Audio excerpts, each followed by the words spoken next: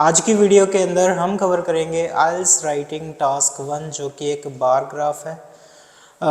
Bar graph के अंदर अपने को दो टाइप जनरली दिए होते हैं, या तो हॉरिजॉन्टल बार ग्राफ होता है या वर्टिकल बार ग्राफ होता है। जब भी आप एक आइल्स राइटिंग टास्क 1 सॉल्व करते हो तो फर्स्ट एंड फॉरमोस्ट जो इम्पोर्टेंट चीज़ होती है उस डायग्राम को और उस क्वेश्चन की वर्डिंग को अच्छे से समझ लेना।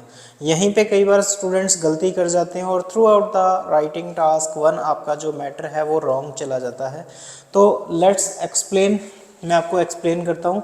जो एवरेज प्राइसेस पर kilometre of clothing imported into the European union from 6 different countries, तो इसको समझते हैं कि ये जो डायग्राम है ये किस चीज़ को शो कर रहा है। द एवरेज प्राइसेस पर किलोमीटर ऑफ क्लोथिंग, तो कपड़ा, क्लोथ होता है कपड़ा आपका, ड्रेसेस, कॉस्ट्यूम्स, डायग्राम को भी देखते हैं। द एवरेज प्राइस पर किलोमीटर क्लोथिंग, तो 1 किलोमीटर कपड़े का जो एवरेज प्राइस है वो कितना है उस डायग्राम के अंदर दे रखा है।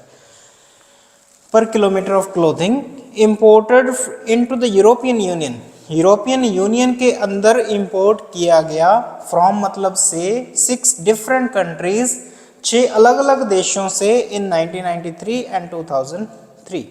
1993 के अंदर यूरोपियन यूनियन के अंदर इन 6 कंट्रीज से कपड़ा आया था, और वो किस रेट पे आया था, उसका 1 किलोमीटर कपड़े का प्राइस कितना था। जैसे जनरली आप शॉप के ऊपर जाते हो, मीटर में कपड़ा लेते हो, तो 1 मीटर छोटी लेंथ है, आप एक सूट का कपड़ा आपका 5 मीटर लगभग होता है मान लो, तो आपने कभी सुना नहीं कि किलोमीटर में भी कपड़ा हो सकता है। इसलिए यहाँ पे कई बच्चों को कन्फ्यूजन हो सकती है। इस तरह से समझ सकते हैं कि 1 किलोमीटर चल के जब आएगा कपड़ा कितना खर्चा पड़ेगा, तो ये मैटर नहीं है। मैटर ये है कि 1 किलोमीटर कपड़े का प्राइस, एवरेज प्राइस कितना है।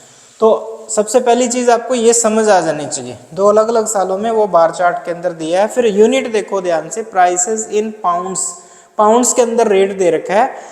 अब इसको समझना कैसे है कि अर्जेंटीना से यूरोपियन यूनियन के अंदर 1993 में जो कपड़ा आया था उसका एवरेज जो रेट था वो 27 पाउंड के लगभग था, मतलब 1000 कपड़े का रेट था 27 पाउंड्स। तो ये पहली चीज़ होती है मैटर को समझना। अब इसका जो फॉर्मेशन है आंसर की वो आपको क्लियर होगी। सबसे पहले इंट्रोड्यूस करते हैं, इंट्रोडक्शन पैराग्राफ, देन ओवरव्यू करते हैं, फिर डिटेल में समराइज करते हुए इंफॉर्मेशन को लिखते हैं। तो अब मैं आंसर एक्सप्लेन करूँ। First of all introduction paragraph देखते हैं। इंट्रोडक्शन पैराग्राफ के अंदर आपने दो चीज़ें करनी है। एक तो जो क्वेश्चन स्टेटमेंट दे रखी है उसको अपनी वर्डिंग के अंदर लिखना है, प्लस इस डायग्राम से अगर आपको कोई एक्स्ट्रा जानकारी पता लगे, एडिशनल इन्फॉर्मेशन मिले तो उसको ऐड कर लेना है। तो डायग्राम को देखने के बाद मेरे को एक तो यूनिट पता लगी है, पाउंड्स के अंदर है, और दूसरा मेरे को इन कंट्रीज़ के नेम पता लगे हैं, इनको मैं अपने इंट्रोडक्शन के अंदर ऐड कर लूँगा। तो एक पॉसिबल पैराग्राफ क्या बनता है, जो प्रेजेंटेड वर्टिकल बार ग्राफ है, ये जो प्रेजेंट किया हुआ वर्टिकल बार ग्राफ है, ये कंपेयर करता है 2 सालों में कॉस्ट को कंपेयर करता है अलग अलग साल में। तो कंपेयर करता है किस चीज़ को, द कॉस्ट ऑफ ड्रेसेस। तो यहाँ पे क्लोथिंग को चेंज करके ड्रेसेस लिखा। Imported by the European union, European union के द्वारा इंपोर्ट किए गए ड्रेसेस की कॉस्ट 6 अलग अलग नेशन से, जब नेशन के नाम देने हैं सेमीकोलन लगा के उनके सबके नाम दे दिए, इन 1993, मतलब 1993 की जो कॉस्ट है उसको कंपेयर करता है विद दैट ऑफ 2003, 2003 की कॉस्ट के साथ। और जो प्राइस है इज गिवन इन पाउंड्स पर किलोमीटर क्लोथिंग, तो 1 किलोमीटर क्लोथिंग का पाउंड्स के अंदर जो प्राइस है वो इसके अंदर दिया हुआ है। तो ये आपकी यूनिट मेंशन होगी यहाँ से। This is introduction paragraph. After writing introduction paragraph we generally write overview of the whole information. So इस डायग्राम के अंदर अगर हम देखें तो जो मेन पॉइंट्स अपने ओवरव्यू के अंदर मेंशन कर सकते हैं, उसके अंदर ये करेंगे कि देखो टाइम के साथ चेंज क्या आ रहा है। 93 से 2003 जब जा रहे हैं तो चेंज किस तरह से आ रहा है।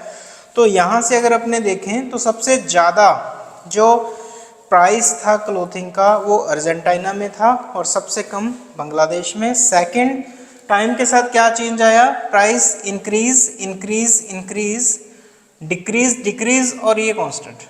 तो ये चीज़ें अपने इसके अंदर मेंशन कर दी कि ओवरऑल मोटे मोटे तौर पे जो यूरोपियन यूनियन थी उसने पे किया था highest amount to Argentina for garments और क्लोथिंग और dresses import and lowest to Bangladesh, सबसे कम बांग्लादेश को इन बोथ ईयर्स, दोनों सालों में ये सेम ही चीज़ थी।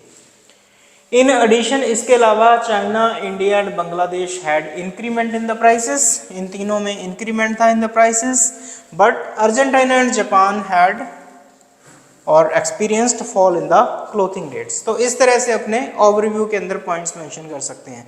अब चलते हैं अपने नेक्स्ट बॉडी पैराग्राफ्स के ऊपर, जिसके अंदर अपने को इन्फॉर्मेशन प्रोवाइड करनी है, लेकिन समराइज करते हुए। सबसे पहले अपने बात करते हैं चाइना, इंडिया और बांग्लादेश की। जब भी आप बॉडी पैराग्राफ डिवाइड करते हो तो उनके अंदर कोई ना कोई रिलेशन फॉर्म हो जाना चाहिए। जैसे अपने ओवरव्यू के अंदर लिखा है कि इन तीनों के अंदर जो रेट था वो बढ़ गया था, तो पहले अपने इसको मेंशन करेंगे और देन अपने जो बाकी बचे हुए हैं उनको मेंशन करेंगे। तो रीड करता हूँ मैं इन्फॉर्मेशन के साथ साथ इसको। टू बिगिन विद, शुरू करते हुए, clothing rate in China in 1993 was 10 pounds and it increased, और ये बढ़ गया था लगभग कितना, 17 पे पहुंच गया था इन 2003। इन द सेम मैनर, जैसे ये बढ़ गया वैसे ही ये दोनों भी बढ़ गए। तो इसी तरीके से इसी मैनर में जो रेट्स थे गारमेंट्स की imported from India and Bangladesh, इन दोनों के एस्केलेटेड, ये भी बढ़ गए थे from this value to this value. This is almost 7 and this is 12। तो अपने पहले इसका लिख दिया कि 7 से 12 हो गया था, और सेकंड 3 to 6 पहुंच गया था रिस्पेक्टिवली। रिस्पेक्टिवली का क्या मतलब है कि अपने यहाँ पे पहले इंडिया लिखा है, देन इंडिया के लिए ये वैल्यू लिखी है, देन बांग्लादेश लिखा है उसके लिए ये वैल्यू लिखी है। तो ये वैल्यू कनेक्ट हो जाए इसलिए अपने रिस्पेक्टिवली का यूज कर दिया। अब चलते हैं नेक्स्ट पैराग्राफ। अब जब पहले जो अपने 3 कंट्रीज मेंशन किए, इनका जो प्राइस था क्लोथ का, कपड़े का, वो बढ़ा था, बाकियों में घटा है इन दोनों में, और ये अलग से मेंशन कर देंगे। तो घटा है मतलब अपोजिट हुआ है, तो जो कनेक्टर वर्ड है दैट इज कॉन्ट्रेरिली, मतलब इसके अपोजिट में।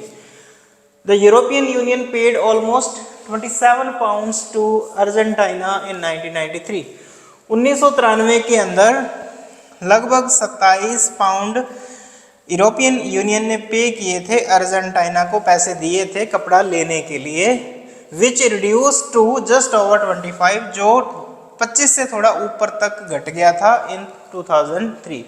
सिमिलरली, अब जैसे ये घटा वैसे ही ये घटा, तो इसके लिए लिख रहे हैं similarly after starting from 15 pound से शुरू होके the price of clothes imported from Japan also reduced by approximately 2, this difference is 2 pounds.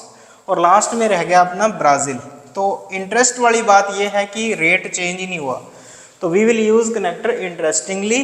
जो क्लोथिंग रेट था इन ब्राज़ील वो रिमेन्ड सेम, वो बराबर रहा, चेंज नहीं हुआ, सेम रहा। कितने पे? At almost 22.5 pounds. तो ये जो वैल्यू है that is around 22.5 pounds in both of the years, दोनों सालों में। So this is the whole answer of this task. मैं उम्मीद करता हूँ आपको समझ आया होगा। इन्फॉर्मेशन अच्छे से समझो, सारे पॉइंट्स गैदर करो, फिर उनको एक प्रॉपर फॉर्मेट के अंदर लिख दो। ग्रामर सही रखो, वोकैबुलरी सही रखो, स्पेलिंग सही रखो, पंक्चुएशन को फॉलो करो, comma, full stop, capital letter, these all things you can easily get up to 7 band. इसमें अगर आपको कुछ समझ नहीं आया कमेंट करके बताओ, आपका जो प्रॉब्लम होगी उसको मैं सॉल्व करूंगा।